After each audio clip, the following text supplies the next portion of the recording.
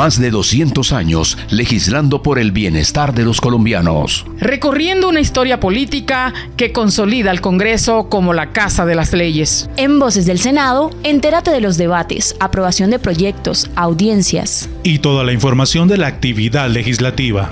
Aquí comienza Voces del Senado.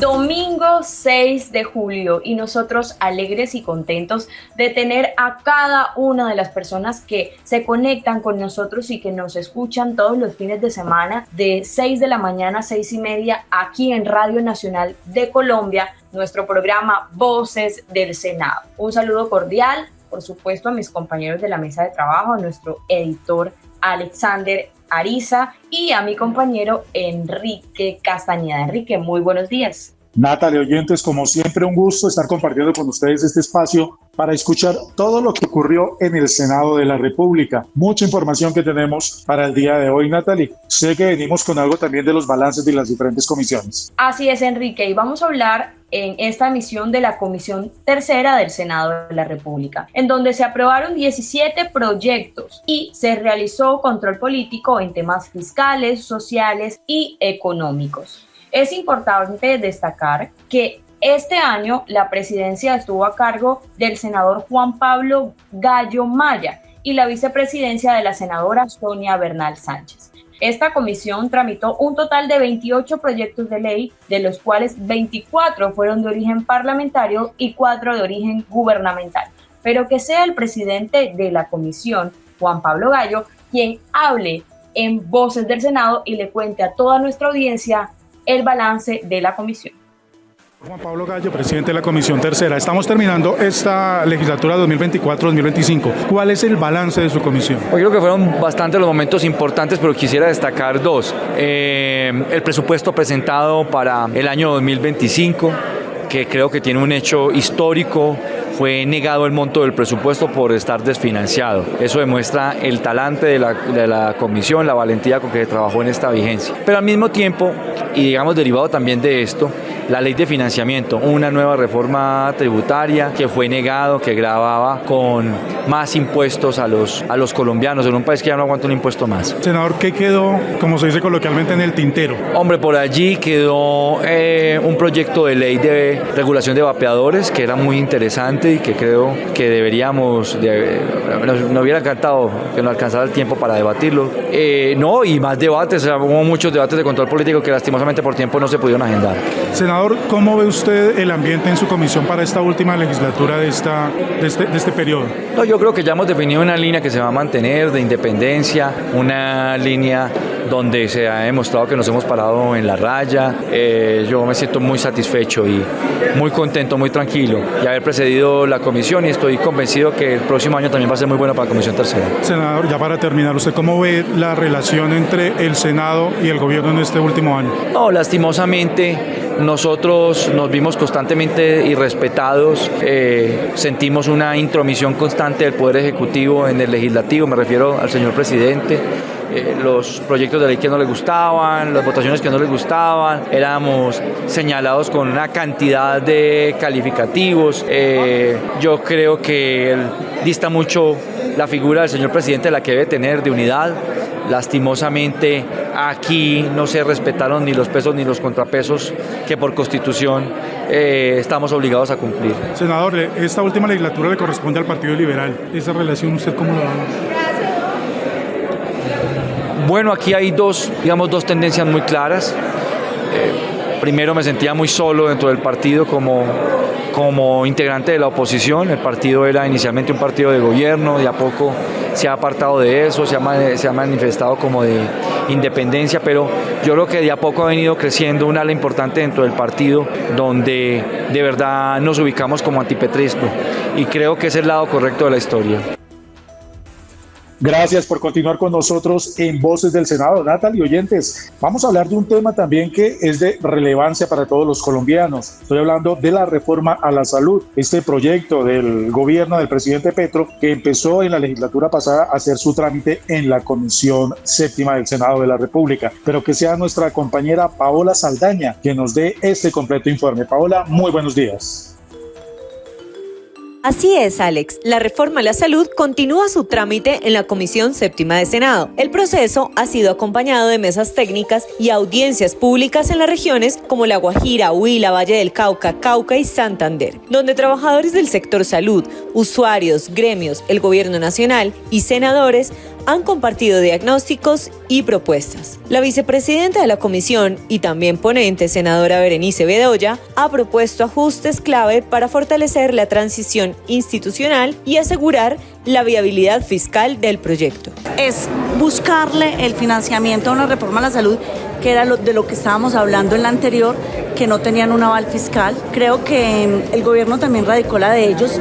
Creemos que Normurtado también tiene otra para radicar y creemos que podemos hacer un buen trabajo llegando a acuerdos, las tres partes, y Norma llegar a radicar o con el gobierno para poderle buscar una salida de dinero, del músculo financiero para que sea duradera y pueda ser viable una reforma a la salud. Sabemos todos que las reformas se necesitan, pero también hay que buscar las formas de cómo sostenerlas en el tiempo financieramente. Estamos buscando que ADRES tenga una junta directiva con todos los actores de la salud, que no solamente ADRES maneje el dinero y sea él mismo quien, eso fue uno también de los temas del anterior, que él mismo pague y él mismo diga quién se le va a pagar y cómo se audita, es que tenga una mesa directiva con todos los actores de la salud, que sean ellos quienes tomen las decisiones. Por su parte, el senador Wilson Arias ha señalado que el modelo actual presenta fallas estructurales y que esta reforma busca corregir esas fallas.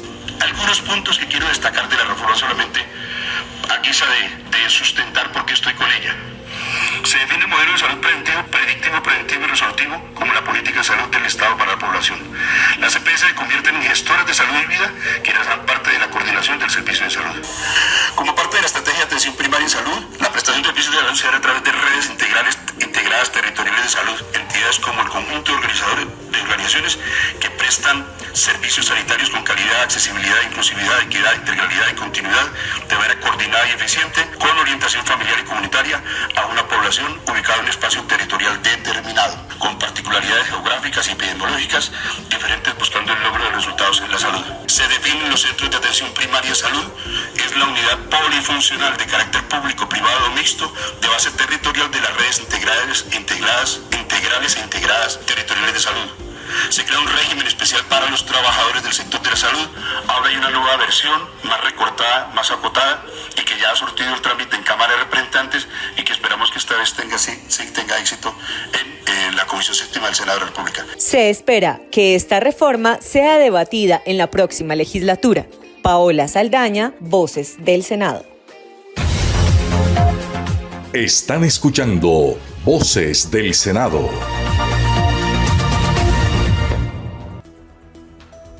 Gracias a nuestra compañera Paola Saldaña por toda la información. Y por supuesto, en el legislativo se sigue trabajando en torno a fortalecer diferentes campos. Entre estos está lo relacionado con los libros. Destacar la importancia que tienen los libros en los diferentes tiempos de la vida de un ser humano, jóvenes, niños, adultos. Por eso escuchemos a nuestro compañero Armando Arcila, quien tiene toda la información.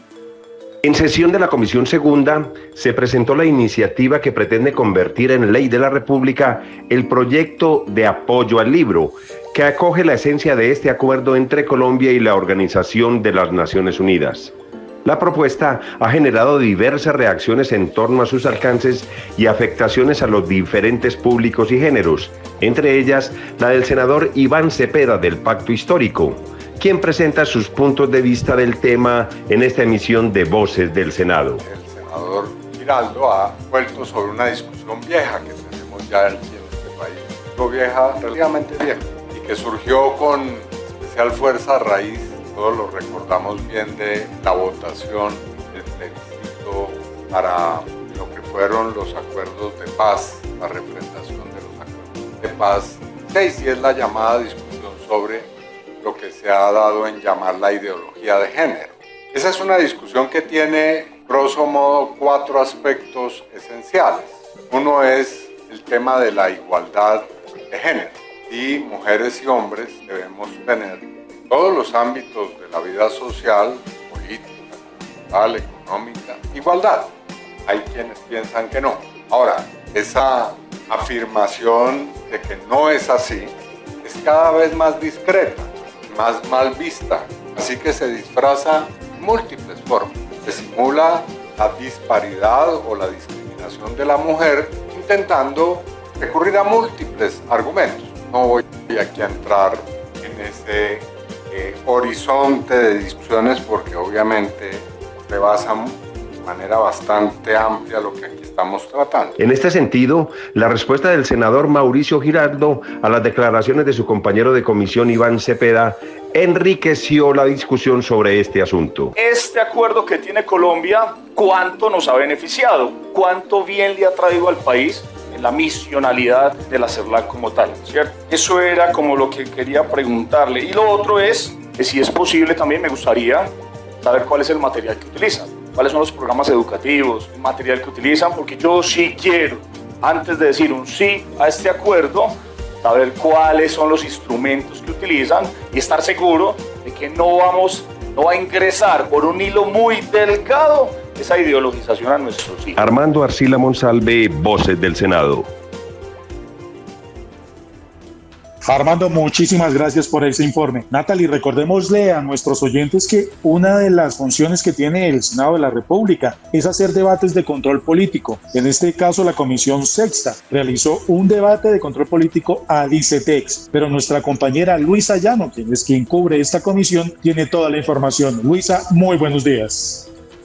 Así es, amables oyentes de Voces del Senado, muy buenos días. Pues yo les cuento que más de 130.000 jóvenes en Colombia tendrán un aumento inesperado en los pagos de los préstamos con el ICETEX. La decisión la dio a conocer el presidente Gustavo Petro luego de la suspensión en el subsidio a la tasa de interés. Por eso, y sumado a la crisis fiscal que atraviesa la entidad, el senador Guido Echeverry, por el Partido en Marcha, anunció que prepara un debate de control político al ministro de Educación Daniel Rojas a fin de que esclarezca la realidad financiera del ICETEX. Recuerden ustedes que el congresista ya había citado debate de control político al ministro Rojas en marzo de este año, cuando en una sesión que, entre otros aspectos, buscó conocer cómo avanzaba la creación de los 500.000 cupos nuevos en educación pública superior, como lo había prometido el gobierno nacional. El 43.1% de los beneficiarios del ICETEX pertenecen al estrato 1 y al 2 y 3 el 48.7%.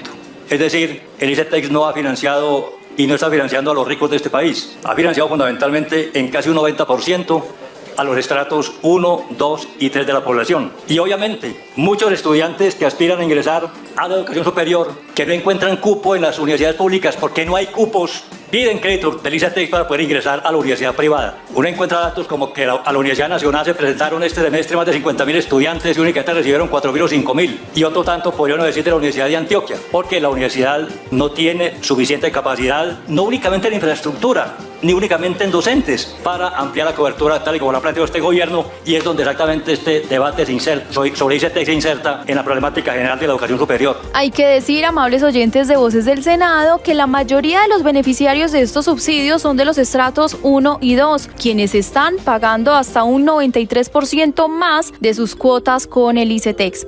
Asimismo, la reducción de becas proyectadas para este año a solo 6.570, cuando por ejemplo veníamos de un promedio de 30.000 anuales, pues son datos que para el senador Guido Echeverry son fundamentales en esta nueva citación a debate de control político.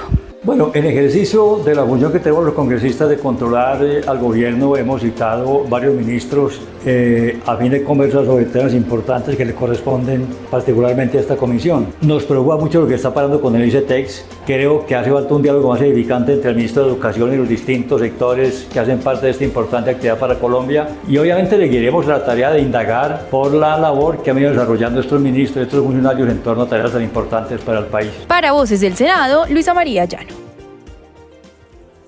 Gracias, Luisa, por toda la información. Y continuamos en Voces del Senado, disfrutando del clima de la capital de nuestro país, hoy, domingo 6 de julio. Vamos con información un poco más relacionada con lo que sucede en las regiones. Y es que el alcalde de Puerto Colombia Atlántico despide a un funcionario jurídico a raíz de un trino del senador Carlos Meisel, que denunciaba un aparente apoyo de la alcaldía al cobro de valorización en los departamentos de Atlántico y Bolívar. Pero escuchemos a nuestro compañero Rodrigo Meléndez, quien tiene toda la información. Muy buenos días a ustedes, compañeros, y a todos los oyentes que a esta hora nos acompañan por las diferentes estaciones de la Radio Nacional de Colombia. Un capítulo más de una novela en la cual los protagonistas son los gobernadores y alcaldes de municipios costeros de Atlántico y Bolívar se vivió esta semana cuando un trino del senador Carlos Meisel alertó sobre un aparente apoyo de la alcaldía de Puerto Colombia al cobro de valorización a esta franja que une a los dos departamentos por la vía al mar. En el trino del senador Meisel se lee que Puerto Colombia considera justo ese cobro, que es rechazado por la población, los gremios y comerciantes hoteleros de la zona. El senador Meisel se declaró sorprendido por el hecho. Le estoy preguntando en qué consiste esto, porque llega una notificación de un correo oficial y que está incluso expuesto en el SAMAI, que eso es público, que la alcaldía está acompañando esta intención de impugnación del gobierno. Nosotros intentamos queremos que la alcaldía de Puerto rectifique, ojalá que se trate, digamos, de una sobrelimitación de algún funcionario, qué sé yo, que no sea una voluntad del alcalde, porque entre otras cosas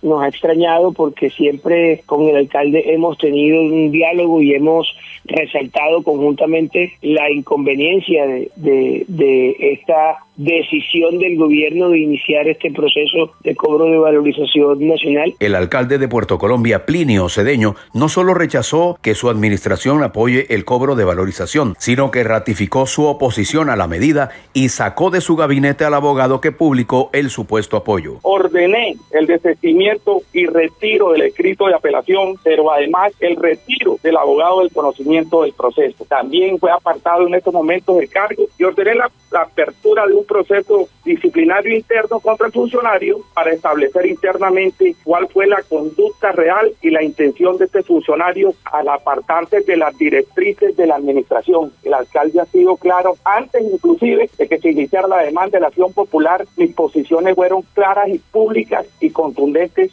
que estamos en contra de este injusto cobro de valorización. El senador Carlos Meisel saludó la decisión del mandatario. Que el alcalde rectifique su posición y se alinee a nuestra intención departamental, grupal, caribeña, con el departamento de El Bolívar también, pues lógicamente siempre va a ser satisfactorio, y desde acá también le enviamos un mensaje que para nosotros la página está doblada y que ya lo que tenemos es intentar defendernos todos juntos de este atropello. Pero no todos los senadores están de acuerdo. El senador Pedro Flores ve con buenos ojos la decisión. Es que en medio de todo esto hay una gran oportunidad para que en el Caribe colombiano puedan realizarse una serie de obras que hoy no cuentan con una fuente de financiación segura, cierta, por lo que la valorización representa una verdadera oportunidad para que estas obras se puedan realizar. Por ejemplo, la financiación de la demolición del puente Pumarejo para darle nacimiento ahora sí al nuevo puente